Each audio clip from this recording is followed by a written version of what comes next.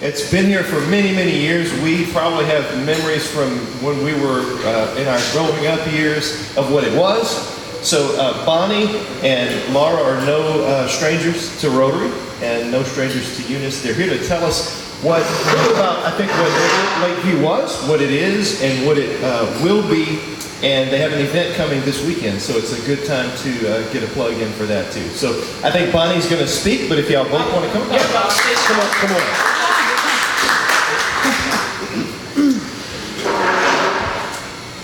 Hello, hello.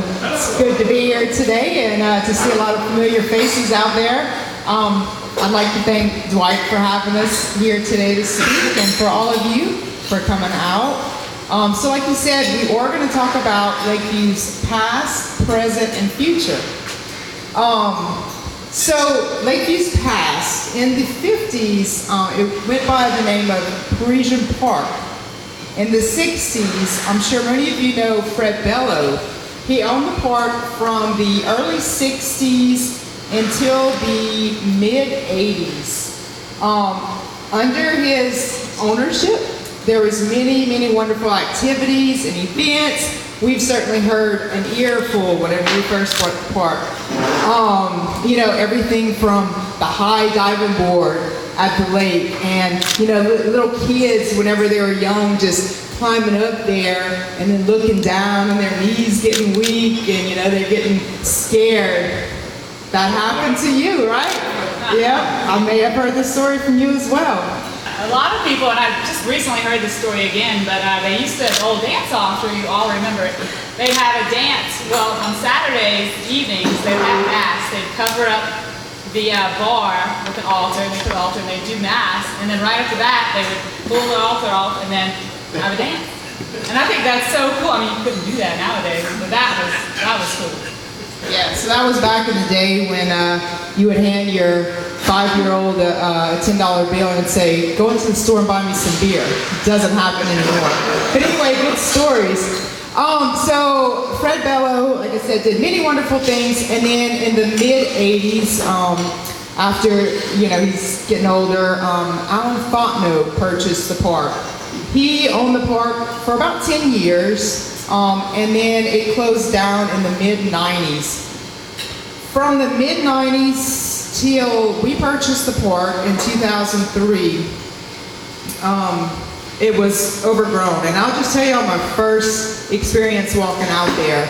So it was a hot summer day. I remember walking out with my dad, and he said, this is Lakeview. This is prior to us buying it, or maybe it was right after we bought the place. And walked out there, and there were spider webs, if you can imagine it, spider webs of electrical lines hanging from tree to tree to tree. And there was mounds of junk, just like, it looked like a dump site. And just everything was overgrown, snakes slithering by your feet. And my first response was, this place is a dump. And like, I really thought that. And Dad always had a good way of, you know, see past all this junk. Look beyond this, and what can it be? This is, you know, and he was is still a good visionary. And so we started talking about it, and it's like, you know, your mind starts clicking, and you hear about all the good old times, what it was, and then what it could be, what it can be. And I think it was that day, that hot summer day, going out there and seeing this dump that really just changed my perspective, changed my thinking about Lakeview Park. And I think it was that day that sold me, like, yes, I want to be a part of this. So moving forward, Lance, my dad, and myself, we decided, let's do this. Let's purchase the park. And we're gonna do something with it. We still weren't sure, you know, exactly what we're gonna do. Well, we get into it. My dad's getting older. He's still practicing law a little bit, but he's like, you know, this is a lot. And I think he started getting overwhelmed. So he's like, I really, you know, I don't think I want to be a part of this. Really, I think it's more than, you know, I'm biting off more than I can chew. At that time, Bonnie was working for Deloitte & Touche in New Orleans and making the big dollars. A lot bigger than everything. And Lance and I were like, oh, we don't have Dad. You know, he's the one that keeps us in line. He's super organized. Like, we have to find somebody who's going to be organized. So Bonnie comes over and we're like, hey, so Bonnie, you want to move back to Eunice? And anyway, long story short, she joined the team. So after that, it was Bonnie, myself, and Lance, the three of us. And then we said, let's do it. Let's open it up. We love our community. We love Eunice. We love the hospitality business. We like to have fun, basically. And we said, let's do this, and let's get back to our community. Our community has done so much for us. Let's get back to them. And so, long story short, work, blood, sweat, tears, I mean, you name it. We opened the doors in 2009. I can remember that date because my oldest daughter was born in 2009. And it was the weekend, Labor Day weekend. We had 15 campers, Labor Day weekend. And I don't know if any of you know my uncle, the late Ellis Pete. Raise your hands. Anybody knows Ellis Pete? Ellis Dago over there. Okay, y'all know. Okay, if you know him, he has a very dry sense of humor. So he shows up, and already we're just kind of down and like, oh, I can't believe this happened. And he shows up, and he's like, Lakeview Park Beach. Where's the lake? Where's the beach? At that time, our lake was drained. Yeah, I was about to We get to didn't that. have a lake. So that time, the levee was still breached, and no water in there, just a bunch of weeds, which we were in the process of fixing that up, you know, just, it was a lot going on, money strapped. And then the beach. We didn't have a beach at the time, we had plans for it. But anyway, so that was our opening. But from there, we realized in the camping industry, Halloween is a big thing. Big thing. So luckily, that was September. We had October coming up. And in October, it was like a breath of fresh air. I think it was kind of like that spark to get us going. All of a sudden, we started getting calls in. We need a spot. We need a spot. And so we had like almost the whole campground full, at least 2/3 of it full. And then Halloween's our big, like we've always celebrated Halloween. It's Bonnie's birthday. We love to dress up. Like I said earlier, we love to have a good time. So it's like, that's where we shone. Like we put on a good production and it was fun and everybody had a great time. And I think that was like the spark to get us going.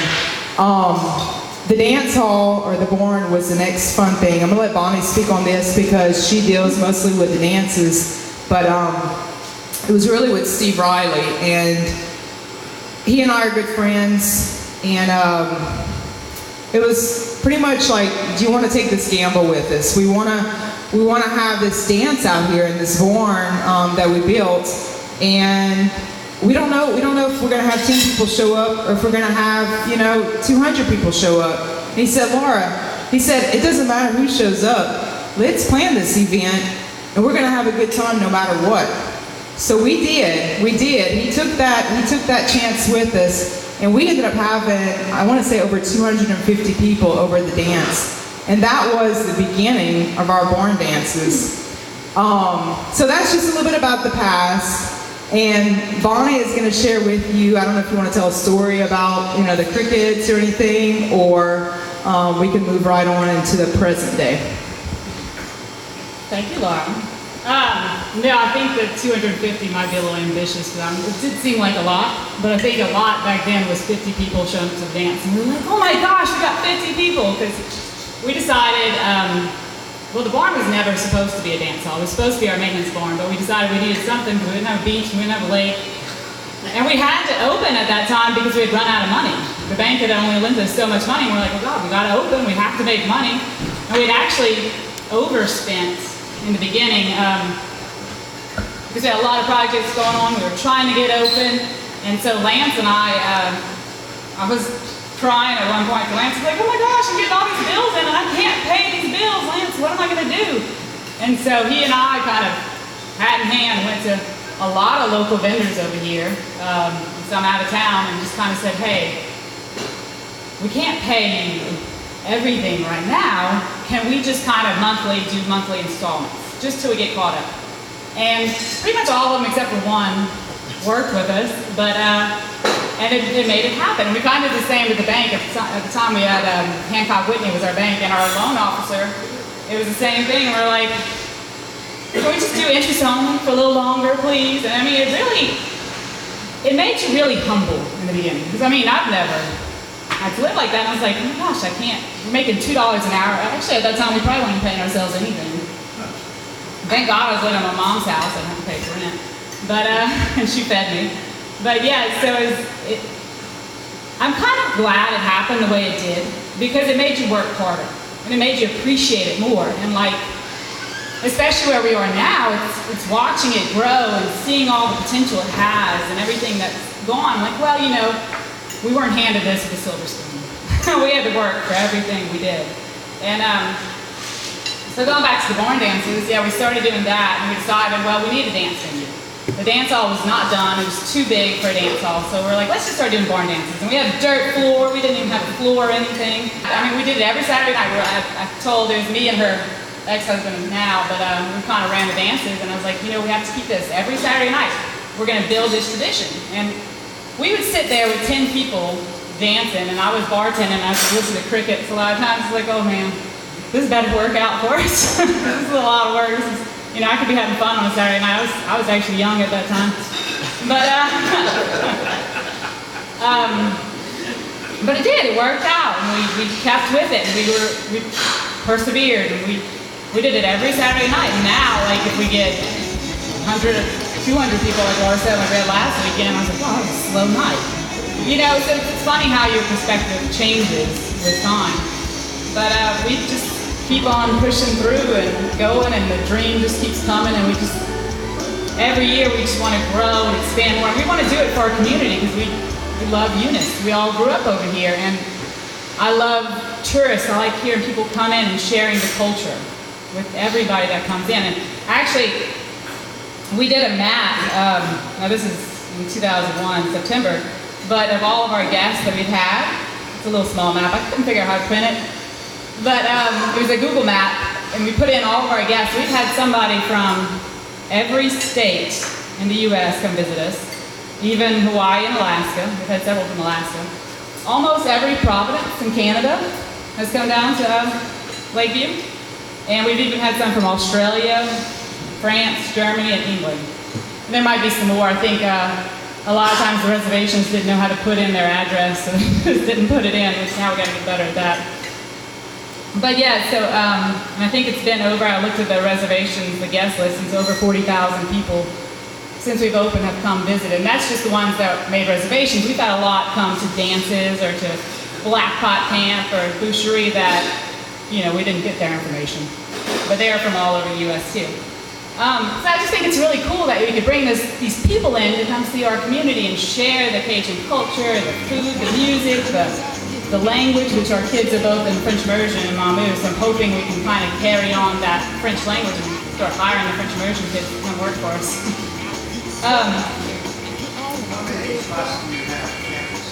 We have 114 camper spots, 8 cabins. The upstairs apartment where I used to live, we started renting that out. And then we actually, the front house where Laura used to live, we're going to renovate that in the next month or so and make that a big lake house. So we can sleep like 12 people.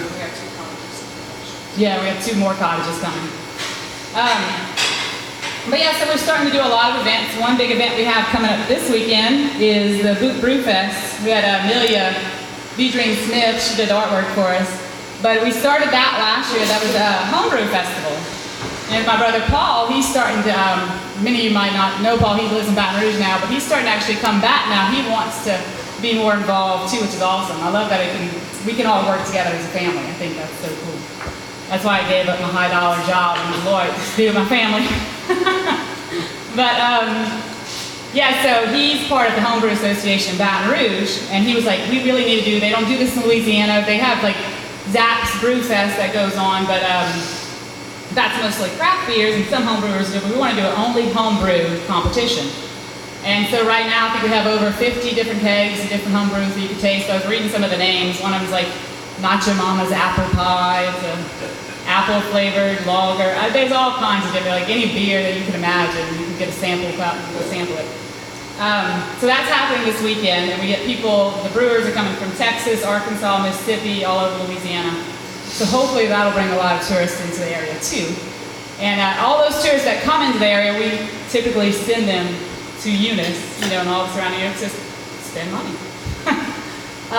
We also too recently joined with the Grand Hurrah people in Ville Platte. They used to do the Grand Hurrah, I don't know if any of you've been there, but that was at Chico. So they approached us and they said they're tired of building tents and stages and all the stuff they have to do every time just for a weekend at Chico, so they wanted to move that to our venue. So we're actually doing that on September 24th. We're going to have a big festival weekend. And they're kind of in charge of it, which is nice when someone else kind of takes over. But that'll be fun too. That's September 24th. And then I think Folk Roots recently approached us for the Dewey Balfa camp about moving that to the park too. That's not set yet, but hopefully that'll be another cultural event that we can have going on over here, so we can keep the culture going, keep the preservation, keep everything going, and hopefully build up tourism back to this area. And also, so I met with Jean about the Folk Roots just yesterday. I gave her a park tour because, like Bonnie said, she approached us about moving it here. And great news is we're getting these festivals. Like I think they had moved this one to Lafayette. And how many things do we lose to Lafayette? Things start moving to Lafayette.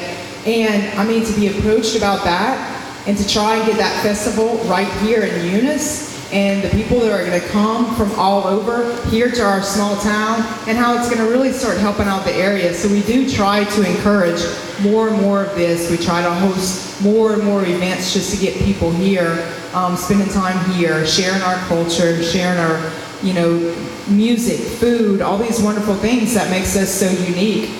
So we're just excited to be a part of that in our community. And anything else, Bonnie, that we wanted to touch on today?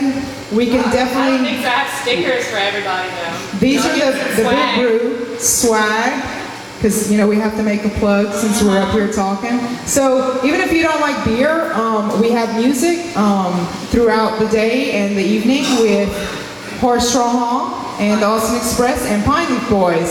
So we encourage you to come out. If it's not your thing, tell your friend, tell your cousin, your uncles, your aunts, and y'all come out and have a good time.